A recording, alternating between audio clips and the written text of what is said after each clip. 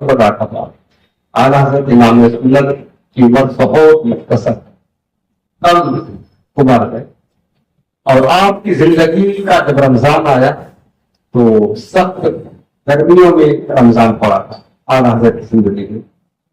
آپ کی عمر بہت کم ہے اعلیٰ حضرت، چونکہ آپ کا جو گھرانہ تھے علمی گھرانہ تھا، علمی گھرانہ تھا، والدین اور پورا خاندان یہ مطلب بہت بڑے عالم تھے بھی، اور متقی پرہیزگار نیک پرہیزگار لوگوں کا گھرانہ تھا. اور آپ کو پتا ہے اللہ کے اولیاء نیک لوگوں کے گھر پیدا نہیں ہوا کرتے.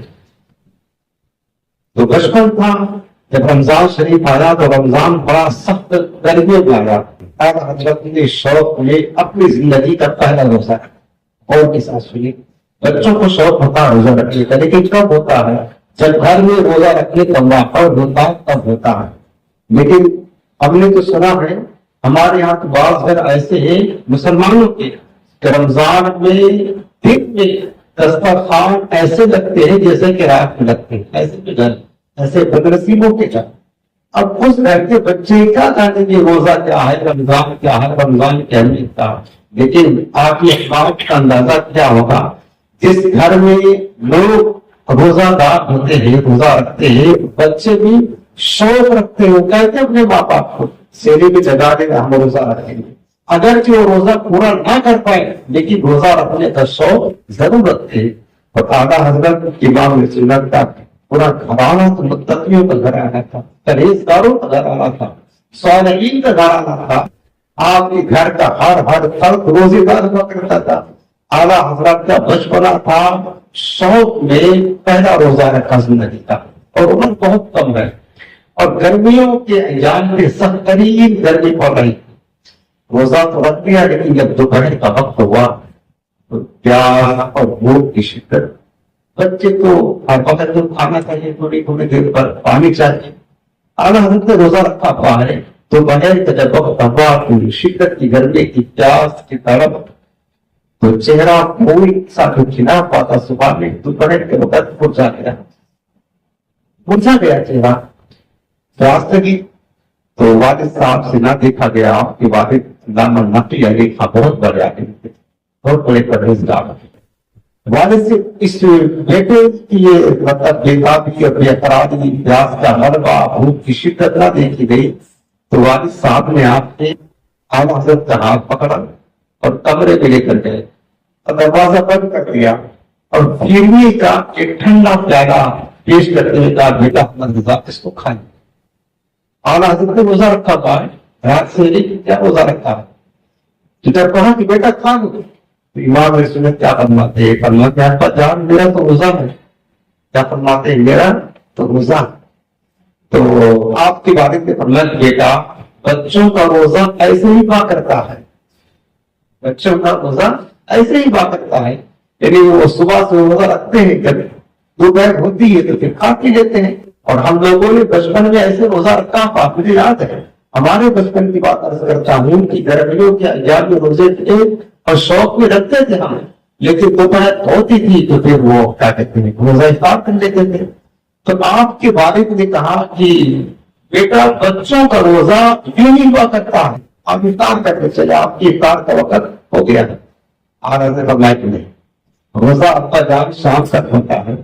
پھر آپ کے والد نے کہا بیٹا دیکھو دروازہ بند ہے، آپ کمرے کے اندر ہو، کوئی نہیں دیکھ رہا ہے، آپ سب سمجھے کہ آپ روزہ دار ہیں. اب اعلیٰ حضرت کا یہ جملہ دل کی تعلیم کے ساتھ سنے. بچپنا ہے لیکن سمجھ دیتے اور آپ کے دل میں اللہ کی خشیت دیتے. امام سنت کے والد نے جب یہ فرمایا بیٹا کوئی نہیں دیکھ رہا ہے، کمرہ بند ہے، تمہیں بھوک بھی لگی ہے، پیاس بھی لگی ہے، یہ پھرنے کا پیالہ ہے اس کو پی لو. امام نے سنت فرماتے ہیں جان کوئی دیکھے نہ دیکھے لیکن جس کا روزہ رکھا ہے وہ رب تو ہمارا دیکھ رہا ہے.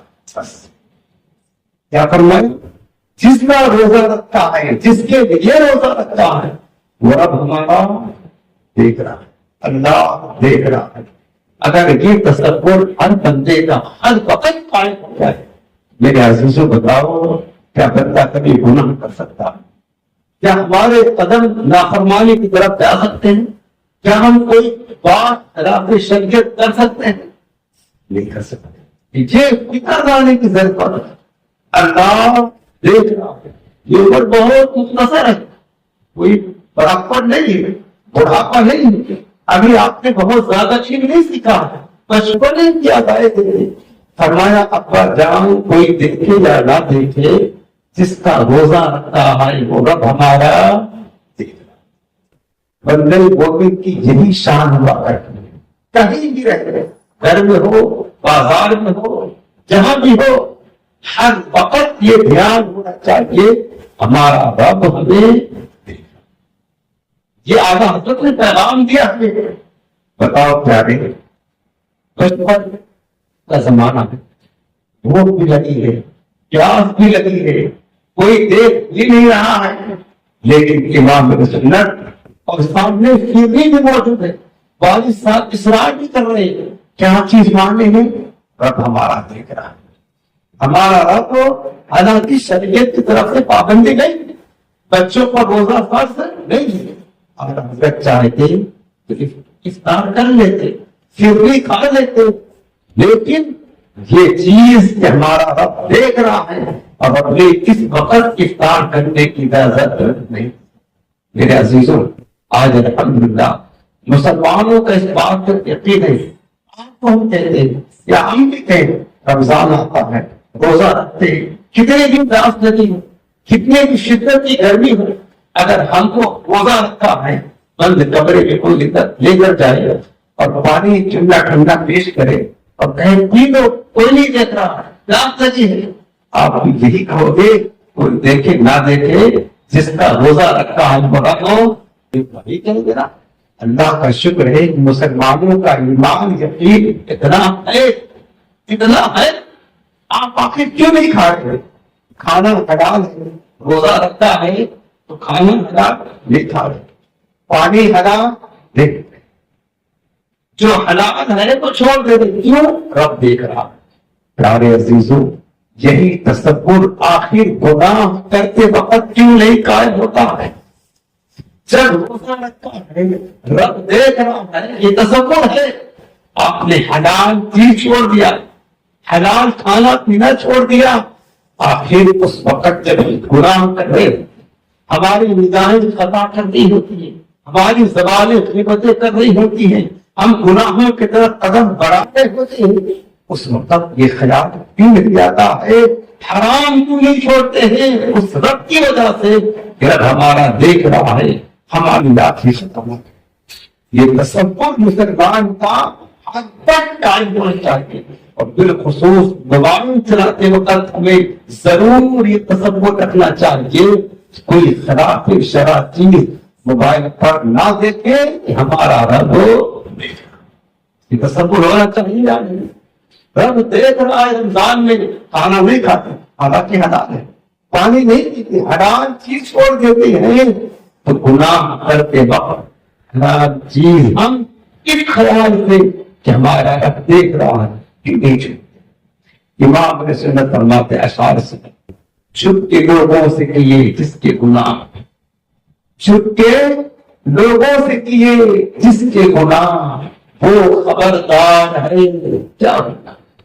چھپ چھپ کر کے لوگوں سے گناہ کرتے ہو, چھپ چھپ کر لوگوں سے گناہ کرتے ہو, وہ خبردار ہے جس کے پاس جانا ہے, جس کو حساب و کتاب دینا ہے, وہ رب تو دیکھ رہا ہے. بتاؤ ہمارا کیا ہوگا؟ ارے وہ مجرم بے پرواہ تھے, بے پرواہی کے ساتھ جرم کرنے والے, گناہ کرنے والے تھے, سر پہ تلوار ہے, کیا ہوگا؟ تیرے سر پر ملکوت موت کھڑے, موت تیرے سر پر ہر وقت مڑ جا رہی ہے, تو بڑی گناہ کرتا ہے. اعلیٰ حضرت فرماتے ہیں ہم کو بٹ کر وہی کرنا جس سے جان بوجھ کر وہی کر رہے ہیں, جان بوجھ کر ہم کو بٹ کر وہی کرنا جس سے دوست نارا بیزار ہے. کیا ہوگا ہے؟ جان بوجھ کر ہم بار بار وہی گناہ کر رہے ہیں جس سے ہمارا رب ناراض ہے. پھر فرماتے ہیں کام زندہ کے لیے اور ہمیں کام زندہ کہتے ہیں وہ زخمی کے کام زندہ کے کیے اور ہمیں شوق گلزار ہے کیا ہونا. یعنی کام ہم جہنم میں جانے والے کر رہے ہیں لیکن شوق لگی ہے کہ جنت میں جائیں, آرزو ہے کہ جنت میں جائیں. صبح سے لے کر سارا کام ہمارا جہنم میں جیسا ہے لیکن ہم خواہش کیا رکھتے ہیں, آرزو کیا ہے, شوق کیا ہے کہ ہم ہی جنت میں جائیں گے. فرماتے ہیں کام زندہ کے لیے اور ہمیں شوق گلزار ہے کیا ہونا ہے, شوق گلزار ہے کیا ہونا ہے, راہ خار ہے کیا ہونا ہے, دار ہے کیا ہونا ہے. یہ امام اہل سنت کی واشعار ہیں جس کو آپ دن کی کانوں کے ساتھ سنیں گے نا میرے عزیزوں رونگٹے کھڑے ہو جائیں گے. رونگٹے ایسا درد بھرا پریشان خشیت الہی اور ذکر آخرت میں ایسے ڈوبے ہوئے اشعار ہیں. تقریباً 34 سے 36 اشعار ہیں اس طریقے سے. لے وہ حاکم کے سپاہی آئے قیامت کے دن, اللہ کے فرشتے آئیں گے نا پکڑنے کے لیے. لے وہ حاکم کے سپاہی آئے صبح کے سہار ہے کیا اے ان کو رحم آئے نہ آئے ورنہ آئے رحم کرے یا نہ کرے وہ قریب آ ہے کیا ہونا. بہت پیارے پارے خشیت الہی میں ڈول کر آپ کے اشعار کہیں.